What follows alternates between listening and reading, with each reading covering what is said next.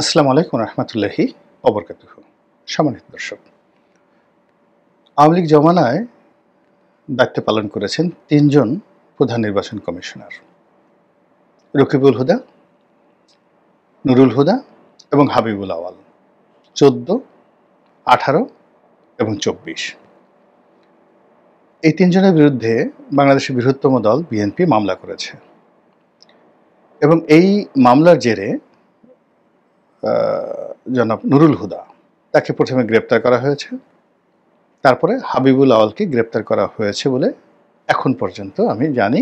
রকিবুল হুদার যিনি 2014-তে নির্বাচন করেছেন, তিনি কি পলাতক, জীবিত না দেশের বাইরে, এটা আমি জানি না, বা এখন পর্যন্ত আর গ্রেপ্তারের কোনো খবর আসেনি।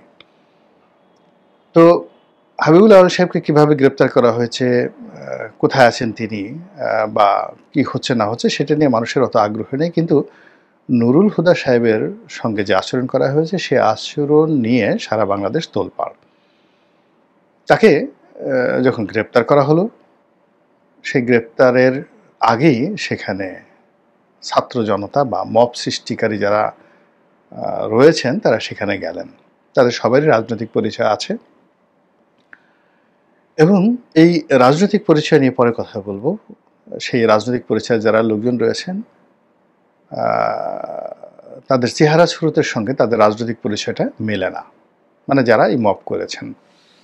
তো তারা এই মব করে এই ভদ্রলোকের মালায় জুতার মালা পরিয়েছেন, তাকে তুই তুকারি করে কথা বলেছেন, তাকে হয়তো মারধর করেছেন এবং তার আগে যেটা করেছেন যে তার গালে প্রকাশ্যে জুতো মেরে আবার সেটা ভিডিও করেছেন এবং সবাইকে গর্ব করে, অহংকার করে যে এই ভিডিও করে এবং সব জায়গায় ছাড়িয়ে দাও। এবং এই ঘটনা যখন সামাজিক মাধ্যমে ছড়িয়ে পড়েছে, তখন সাধারণ যারা বিবেকবান মানুষ, সুস্থ মানুষ, দেশের কল্যাণ চায়, তারা সবাই চারিদিকে প্রতিবাদের ঝড় তুলেছেন। কিন্তু উগ্র যারা, আমাদের দেশে ইতিমধ্যেই একটা বিরাট উগ্র গ্রুপ তৈরি হয়ে গেছে, যারা মব সন্ত্রাসকে পছন্দ করে, যে মব হওয়া উচিত, যারা গালাগাল পছন্দ করে, এটা একটা কালচার হয়ে গেছে। যে কোনো মানুষকে গালাগাল করতে হবে, বাপ মা তুলে গালাগাল করতে হবে এবং সবার জন্মের সনদ সাথী নিয়ে ঘুরতে হবে, বিয়ের সনদ সাথী নিয়ে ঘুরতে হবে এবং যে কোনো সম্পর্কের মধ্যে এবং যে কোনো জন্মের মধ্যেই আমাদের এই সমাজে একটা বিরাট গ্রুপ তৈরি হয়ে গেছে সামাজিক মাধ্যমে। তারা ত্রুটি খুঁজে পান যে কোনো মানুষকে আক্রমণ করার জন্য। তার জারজ, সে জারজ সন্তান, তার বাপ খারাপ, তার মা খারাপ, এই অন্যকে ছোট করার জন্য এই কথাগুলো বলতে হবে। এরপরে নারী পুরুষের সম্পর্ক করার ক্ষেত্রে যদি কোনো সুন্দরী নারী বা সুন্দর পুরুষ কাউকে টার্গেটের মধ্যে পাওয়া যায়, অমনি তার চরিত্র হননের জন্য তার সর্বনাশ করতে হবে। অতি সম্প্রতি এনসিপির একজন নেতার একটি ভিডিও ভাইরাল হয়েছে, অডিও ভাইরাল হয়েছে। তো সেখানে একটা রমণীর সঙ্গে তার কিছু কথোপকথন হয়েছে এবং সেই রমণী সাহস করে এসে বলেছেন, সেটা হলো সাবেক অ্যাটর্নি জেনারেল, সাবেক উপদেষ্টা হাসান আরিফ সাহেবের ছেলের স্ত্রী। তো তিনি বলেছেন যে কথাটা আমার সঙ্গে হয়েছে, কিন্তু তারপরেও সেই একই দলের অন্য একটি রমণী, ডক্টর তাসনুভা সম্ভবত তার নাম, তার ছবি দিয়ে যে সকল অশ্লীল অশ্রাব্য কথাবার্তা বলা হচ্ছে, এটা আমাদের বেসিক্যালি রুচির দুর্ভিক্ষ নয়, রুচিতে পছন্দ হয়েছে, যা মুখে আসে। মানে একটা ভদ্র মহিলা, পেশায় ডাক্তার, এনসিপি করেন, যিনি এই ঘটনার সাথে জড়িত না, তো প্রথমে অনুমান করে তাকে নিয়ে ট্রল করা হলো, আর এখন জানার পরেও তাকে নিয়ে ট্রল করা হচ্ছে পুরো সামাজিক মাধ্যমে। এরপরে অন্যান্য যারা আছেন সব দলই, সেখানে রুমিন ফারহানা থেকে শুরু করে শামা ওবায়েদ, মানে যাদের কে আল্লাহ রাব্বুল আলামিন যোগ্যতা দিয়েছেন, তার সঙ্গে সঙ্গে সৌন্দর্য দিয়েছেন, তাদের চরিত্র হননের জন্য এমন কোনো অশ্লীল এবং অশ্রাব্য কথা নেই এই সামাজিক মাধ্যমে ছড়ানো হচ্ছে না। একইভাবে পিনাকি, এখন পিনাকির বক্তব্য দ্বারা অনেকে আহত হচ্ছে। পিনাকি একটা স্টাইল করে তিনি নিজে কিছু অশ্লীল শব্দ, অশ্রাব্য কথাবার্তা বলেন, সেটা তার ব্যক্তিগত বিষয়। কিন্তু তার জন্ম নিয়ে ত্রুটি, সে জারজ, তার মা পাকিস্তানের লোকদের সাথে শুয়েছে, এই সমস্ত কথা বলে বুড়া বুড়া মানুষ, আল্লাহ মানে এদের হেদায়েত দান করুক, বুড়া বুড়া মানুষ তারা সেই পিনাকি নিয়ে যে সমস্ত কথাবার্তা বলছে এবং বলছে আমি পিনাকির চাচা হই। পিনাকি আবার সেই কথাগুলো সে অ্যাডমিট করেছে যে মানে ঠাট্টা করে, স্যাটায়ার করে, যে এ যদি আমার চাচা হয় তাহলে তো মানে আমার মানে নানা রকম কথাবার্তা। কিন্তু মূল ব্যাপার হলো যে এইগুলো আসলে মানে লেভেল আছে, একটা বদমাইশের একটা লেভেল আছে। পিনাকিকে নিয়ে আপনার যাকে বলা হয় অমত থাকতে পারে, দ্বিমত থাকতে পারে, ক্রোধ থাকতে পারে, কিন্তু তার শব্দচয়ন নিয়ে থাকতে পারে, কিন্তু তার যুক্তি, তার উপস্থাপনা, তার প্রাসঙ্গিকতা নিয়ে তো আপনি বিতর্ক করতে পারবেন না। এখন সে হয়তো একটা বাজে কথা বলছে, একটা বাজে অঙ্গভঙ্গি করছে, কাউকে টার্গেট করে একটা কথাবার্তা বলছে, কিন্তু সে যুক্তি দিয়ে তো তার কথাটা বোঝানোর চেষ্টা করছে। এক, দুই নম্বর হলো আমাদের মহান মুক্তিযুদ্ধে তার পরিবারের একটা বিরাট ভূমিকা রয়েছে এবং তিনি বগুড়ার অত্যন্ত সম্মানিত একটা পরিবার থেকে এসেছেন। তার মা সম্মানিত মহিষী রমণী, তার বাবা ওই বগুড়া শহরে হিন্দু মুসলমান সর্বজন শ্রদ্ধেয় একজন ব্যক্তি। এখন আপনি তার জন্ম নিয়ে টানাটানি করছেন, এটা কি ধরনের কথা? এগুলো ভালো না, মানে এগুলো আমি কারোর জন্য এগুলো আমি শোভনীয় না। তো এই যে একটা কালচার শুরু হয়ে গেছে, যে যখন একটা সমাজে অশ্লীলতা চলে আসে, ক্যারেক্টার অ্যাসাসিনেশন, কাউকে কারো চরিত্র হনন করার জন্য যখন মানুষ নেমে আসে, তখন কেউ বাদ পড়ে না।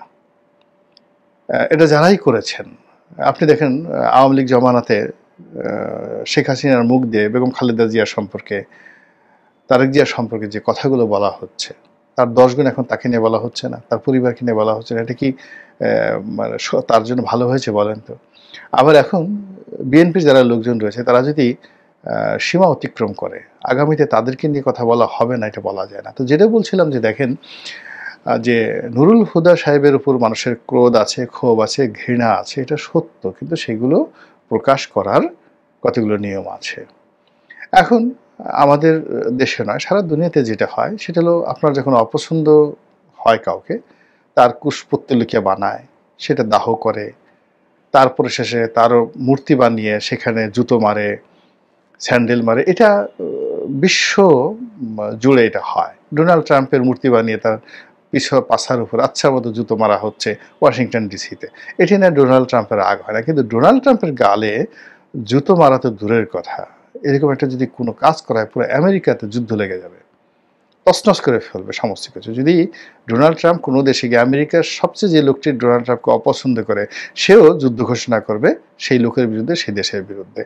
এটা একটা কালচার। এখন নুরুল হুদা সাহেব গ্রেপ্তার হবেন, কোর্টে নেবেন, এখন তার বিরুদ্ধে মিছিল হবে, তার কুশপুত্তলিকে দাহ হবে, এটা বিশ্বব্যাপী ওকে। কিন্তু তাকে যেভাবে তার ঘরের মধ্যে ঢুকে যে মবটা তৈরি করা হয়েছে, এবং এই মবের ফলে যারা মব সন্ত্রাস করতে ইচ্ছুক বা যে সমস্ত মানুষ যাদের প্রতি বিক্ষুব্ধ হয়ে আছে, তাদের প্রতি প্রতিহিংসা চরিতার্থ করতে ইচ্ছুক, তাদের সাহস বেড়ে গেছে এবং এই জিনিসগুলো চলতেই থাকবে।